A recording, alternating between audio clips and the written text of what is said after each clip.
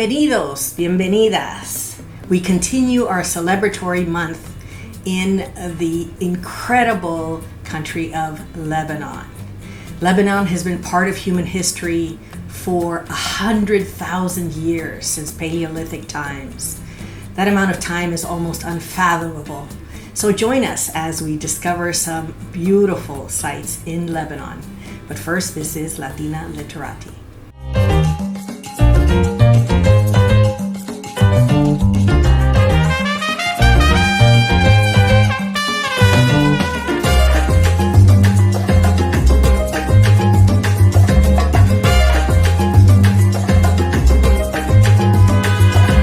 Sidon, Saida, Side. The name of this noble town, noble city-state has changed throughout millennia, but its perfect positioning on the Eastern Mediterranean in a perfect port area has not. The Phoenicians erupted into the area, into all of the area that is known as current-day Lebanon, but the port of Saida or Sidon and its sister city Tyre were central to the Phoenician trade and commerce, and we're going to talk about that today. So the Phoenicians established a city-state. It was a confederation of city-states of Phoenician settlements throughout the Mediterranean, and in Saida they established an incredible glass-making industry, which was then traded throughout the known world, which at that point would have been the Mediterranean. Of course, they also traded the cedars, the mighty cedars of Lebanon. Whole forests were felled, and as we know, cedars take a long time to grow. Also, there was a very specific poisonous snail that the Phoenicians learned they could extract a purple dye from and use it to then dye cloth. And that cloth was so precious, it would become to be identified with nobility, because only the nobility could wear this very precious dye. In fact, the word Phoenician comes from the Greek for purple, because of the purple dye that would many times dye the arms and the bodies of those working in this area. The Phoenicians dominated the Mediterranean trade routes. Incredible seafarers and navigators. They literally would set up colonies and settlements throughout what is now North Africa, Spain, Italy, Greece, all over. There were Phoenicians trading and bringing back different items from all over the Mediterranean. In fact, we now know that the Phoenicians got as far north as what is now England and even to the Americas, what we now know as the Americas. The Phoenicians were able to navigate the seas because they were the first to have a hull that was shaped in a semicircular manner, and that allowed to cut through many of the tides and different waves and get through the tempests that came up on the high seas. Amazing, amazing people, but that's not the best of it. Before the Phoenicians, you have in Sumeria and in a few other places something called cuneiform writing. And that just means little pictures, little things that mean what they're supposed to say. So it's very laborious when you're writing it on tablets or wherever you're going to write it. So the Phoenicians not only promote the use of papyrus because they're able to make it, but they come up with a 22-letter alphabet. And this alphabet is the basis of all modern alphabets. It's incredible. And of course, it is far more useful and efficient for trade and commerce. Far faster to write letters than to try and draw pictures. And so really, this is an impetus for all of humanity.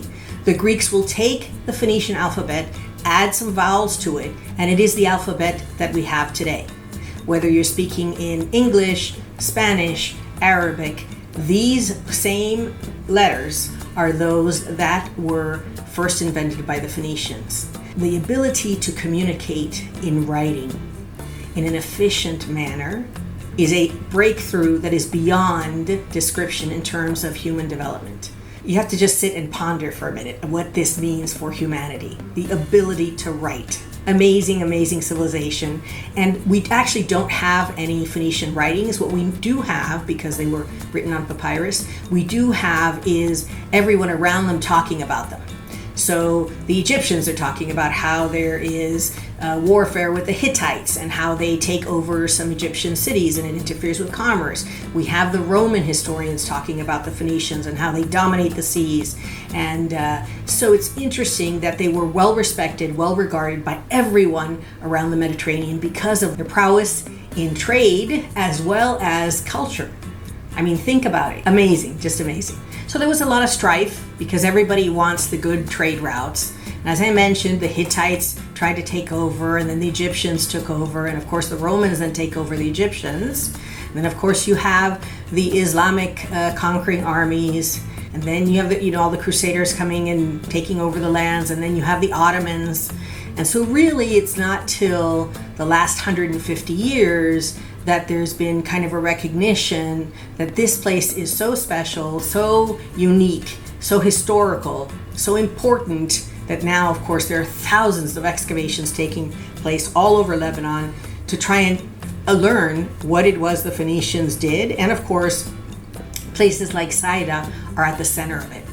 When we first get to Saida, we take a look at beautiful fortress right on the water, what is left of what would have been the citadella or the fortress for the Romans, for the Arabs, for the Ottomans, for everyone, even the Crusaders when they had it for a bit, Baldwin I. So really interesting that the fortress is out on the water. So that's where the defenses begin, out on the water, far from the actual city. We had a beautiful day in Saida. We meandered through the old city. We went into the old marketplace or souk, beautiful spices and wonderful alleyways with intricate architecture, and just a wonderful place. Saida, I think, is just a very unique and special place and really deserves a visit if you're in the area. We enjoyed a beautiful brunch made up of a typical dish called foul, which is a bean dish, and with all of the garnishes that make the Mediterranean diet, we now know, literally the best for humanity. It is so fresh, so good. All of the raw ingredients, the fresh and raw plant-based ingredients on that day. It was so delicious. Everything was wonderful. In Saida, like in most places we visited, you just feel the layers of different cultures, of different societies, and it's so diverse. I mean, there's so many different buildings. And so, for example, there may be on the same day we went up to a grotto where the Virgin Mary waited for Jesus while he preached in these cities. We, of course, saw many mosques. There was even Jewish temples. So again, there is such a diversity in this area that it just is counterintuitive to say only one group of people belong anywhere. We all belong everywhere, and we should all live wherever our hearts desire. And that's my message to you today, is that we are all one. We are one people, and we need to support each other as one people.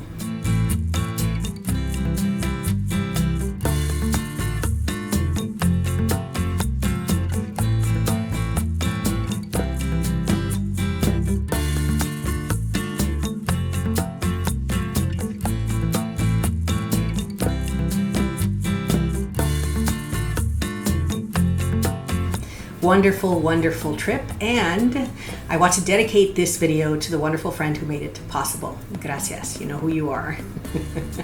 Thank you. And now on to my favorite part of the video, the book recommendations.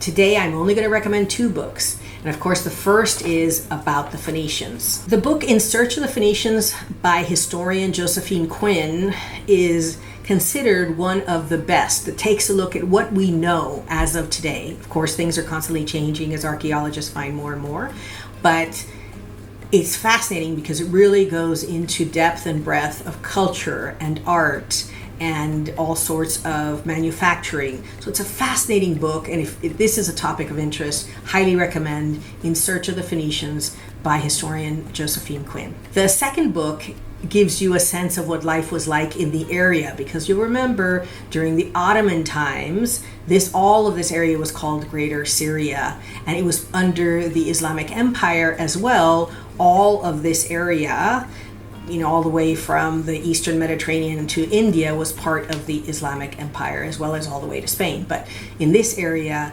the Caliphs would have ruled, and one of the most famous was Harun Al-Rashid.